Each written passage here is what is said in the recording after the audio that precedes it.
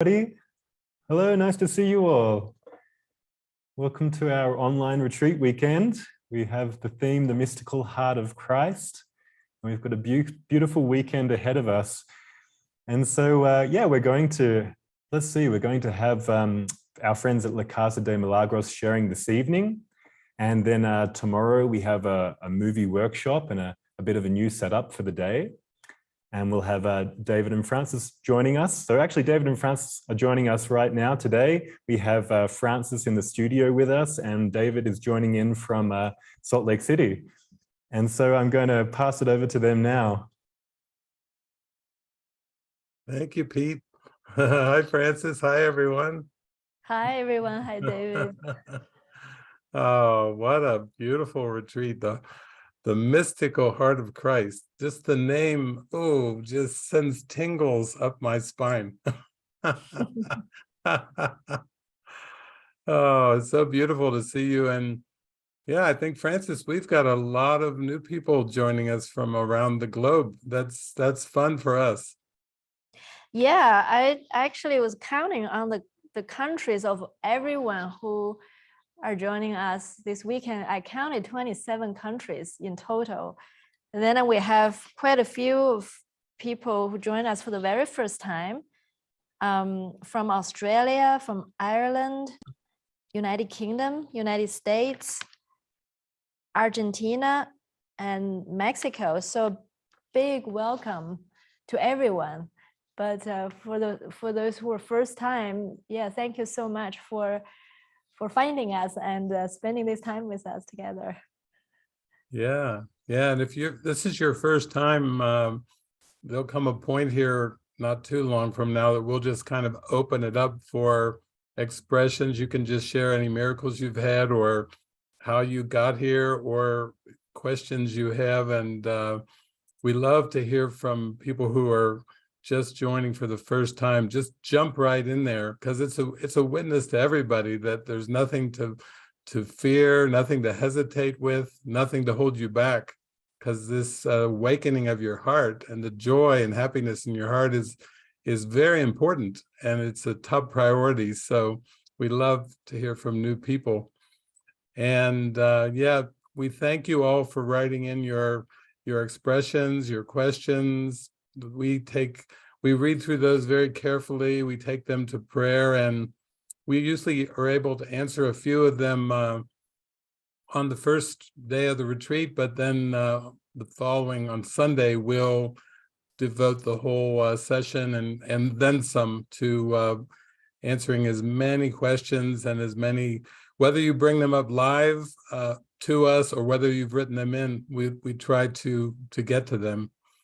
So today, wow, Francis, what a topic. We're just Christ is in our hearts, and it feels like every day, every moment we get expanded in the awareness of the Christ presence, and so much happiness and joy. But bursting joy is really what we're experiencing, and it's spilling over. We're kind of getting ready to launch a new website and new app and start doing a bunch of lives, many of them spontaneous lives. You might even say worship services or worship sessions. It seems to be coming in for us. And to me, I know that's just a natural thing, because I listen to beautiful, uplifting songs and pray and meditate all through the day and worship God. And Jesus tells us in the Course that God is actually deserving of worship, not by just praying words, but just by our happiness, and our joy is a worship to God, because God created us as happiness and joy. So when we're happy, we're worshiping God. Isn't that wonderful? It doesn't take a particular form. You don't have to, use rituals if they don't have any meaning for you, but just your state of mind, your attitude is the worship. So Francis, we've had a nice chat this morning, and yeah, there's been some beautiful ideas that have been coming to us. We want to start it off and just share what you're feeling.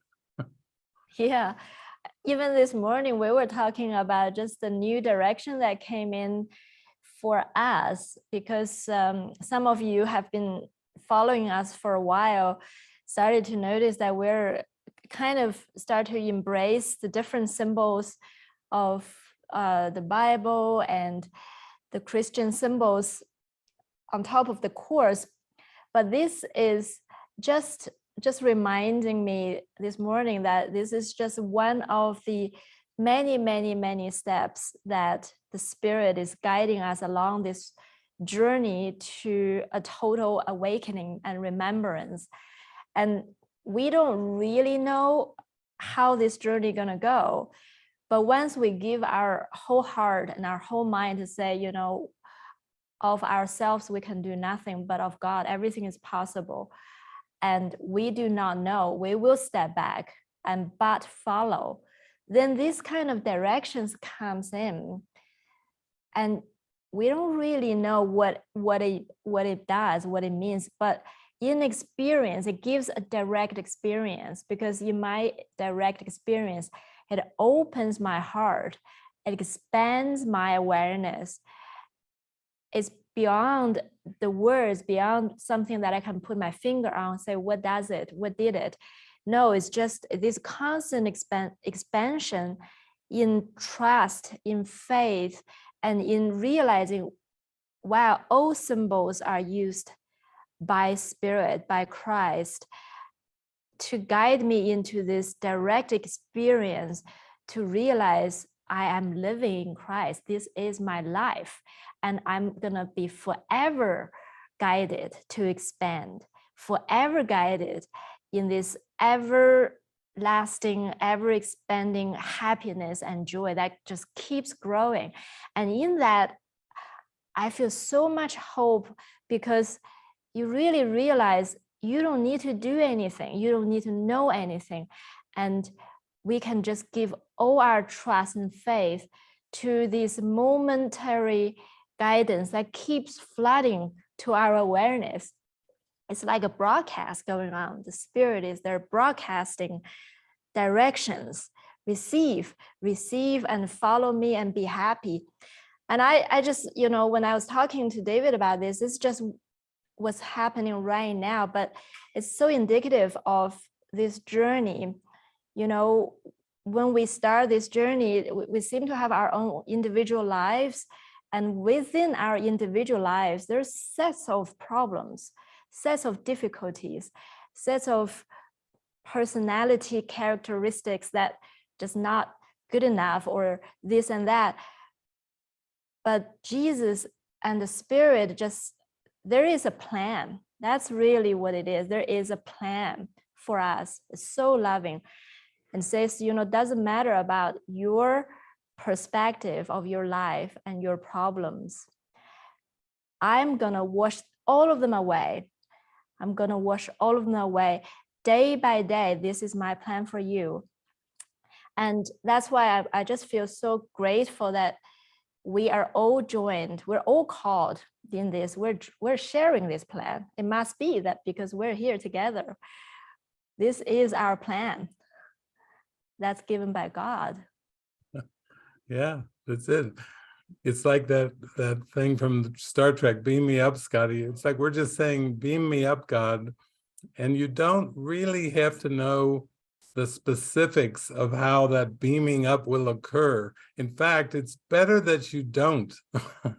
If you have any plans and ideas for the beaming, then they will get in the way, because those plans and ideas always come from the past. And Jesus says in the Course, you know, God will take the final step. In other words, all you can do is make ready your mind by listening and following the Holy Spirit. And there's so many great examples of those that have just been totally taken over by God.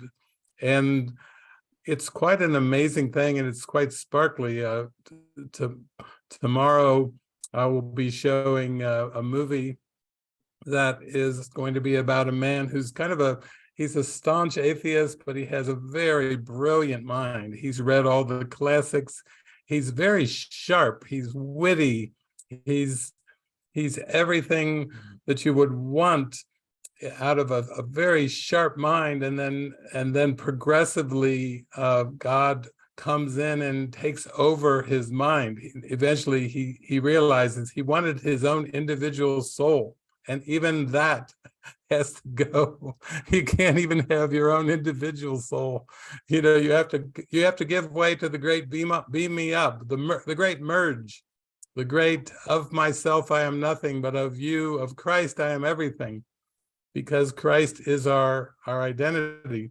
So Francis and I were talking, and there was just so many great saints that were coming to mind today. I was thinking of Saint Francis and how he, in his simple way, just surrendered into the great merge. I was thinking of Yogananda, who dearly loved Jesus and who just surrendered into the great merge. I was thinking of Thomas Merton, who, you know, was a monk for years, went through all kinds of, was a playboy in France, and then he tried to be a Franciscan, and they kicked him out of the Franciscans. And yet he found another group, the Trappists in Kentucky, and then yielded into the great merge with God. That's where it all ends, and that's where it begins. That's where the Alpha and the Omega are the same. So I think what we'd like to do is talk about our experiences and letting go. And different ones have written in questions about stress related to particular situations, or the stress of trying to hang on to a personality, self, a little me, a mini me. Some have talked about the stress that comes up in relationships, or just dealing with things on earth. And this weekend is about really merging in the mystical heart of Christ just by letting go of control. Instead of believing you have control over your body, over your personality self, control over your days, control over your future, those things are all quite stressful. But when you let go and you say, I really don't know what anything's for, and I just trust so much in you, Jesus, to guide me and direct me, you feel a peace come over your heart. A peace washes over yourself, and you think, oh my gosh, that was it. It's all in the surrender. And Francis and I were also talking today about the main teaching from A Course in Miracles. If you had to squeeze it down and summarize it, it's that you have to bring illusions to the truth. You cannot bring the truth into the illusion.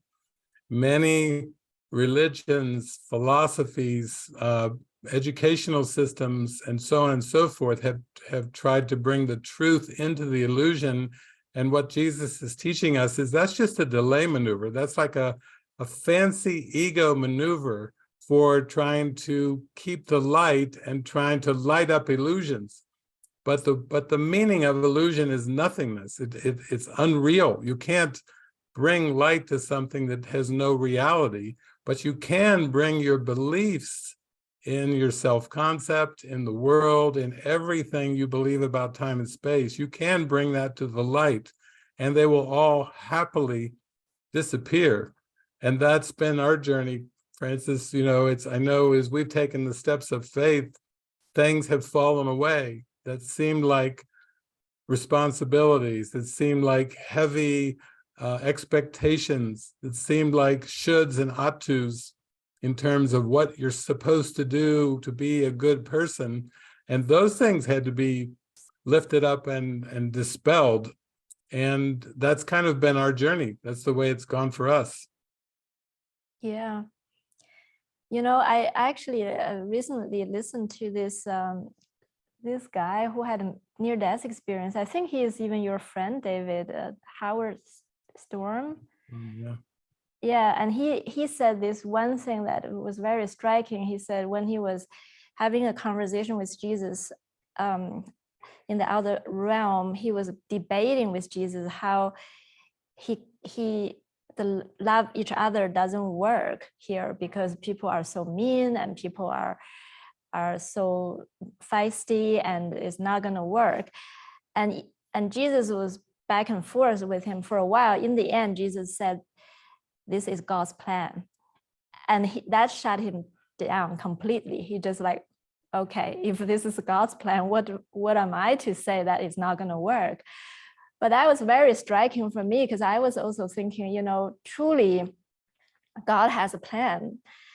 And we are here just to yield, to surrender to that. And I look at my own life and a lot of the people in the community, that's truly all that we really did, to give us permission to surrender to that which is actually inevitable.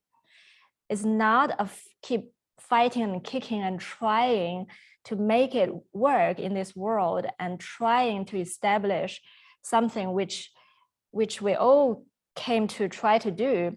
But at some point, when we find some kind of inner spark that feels so different, then we just said, okay, then this feels actually much more easy and relaxing. And then I feel like looking at this journey, we are letting go of so much that we invested in this world, but isn't really letting go in terms of our own effort. There is no point on this journey that it works to let go of something we value. But what happened over and over again is, again, God has a plan. And through the guidance of the Holy Spirit, if we trust the guidance and dare to follow it, then our joy grows, our heart opens, and we went into this expanded state of mind where the other things just cease to be attractive. That's the voluntary letting go that always happens. So this journey is really not so much about letting go, but more about gaining what is truly valuable, by following that which is truly valuable for us in our heart, following God's plan. And that is very, very practical, very, very real and experiential for us on this journey. So that's the good news, really. It's very, very practical. Yeah. Jesus is a good example of that. From the Bible, we have a general idea that he seemed to grow up in this world like all of us, and he seemed to have a vocation of being a carpenter. And then suddenly the whole story of Jesus growing up and being a carpenter started to be eclipsed when he started to call apostles and just say, follow me. That even in this world today, over 2,000 years later, if somebody would come up to you on the street, for example, and say, follow me, you probably would just look at them with the strangest thing, like, bug off. What are you saying to me? What do you even mean? But actually he did that, and only from the presence of the Christ can you look into people's eyes and go, follow me. And that's the extent of what he said to them at the beginning. Just follow me. And yet he suddenly was speaking, before Abraham was, I am, and I and the Father are one. And when you hear him speak, you think, oh my gosh, that is not a person anymore. That sounds like a divine being that is absolutely certain of who is true, who is real, absolutely certain of God and of the Christ identity. So I think when we look at diving in, like Francis is saying, it shows itself. The Spirit of the Lord shows itself. The Spirit of love and light shows itself. It takes over your personality. It takes over the personal world. It takes over everything in the most glorious way, with humor, with joy, with love, with laughter. It basically takes over. It takes back what is always true. So when we say serving God's plan, we're basically saying serving God's will. and God's will is for perfect happiness. So it simply means as you go through your day, if you're not perfectly and supremely happy all throughout the day, then that whatever is arising in awareness or consciousness is showing you that you don't believe in God's will, because God's will is for perfect happiness. If you're not happy, then there you go. You've got something to surrender into. You can just say humbly, "Oops, not happy there. Looks like I need to just pray for your will. Show me your will. Show me the thing that's most important." And that's really, really what we want. So I feel like another way of looking at that is Jesus summarizes his course. He says your sole responsibility is to accept the atonement for himself. And basically, what that means is, what does atonement mean? Jesus says at one point, he says, a total escape from the past and a complete lack of interest in the future. Doesn't that sound delicious? A total escape from the past and a complete lack of interest in the future. In that state, you are fully present to yourself and to all your brothers and sisters. And in that state, that is where you finally can rest. That's the state of merge. There's just a state of present moment awareness that has taken over everything, and you're left with a big smile on your face. You're not concerned about anything, but you're just left with the big smile on your face. So to me, that's the ultimate of bringing illusions to the truth. Mm.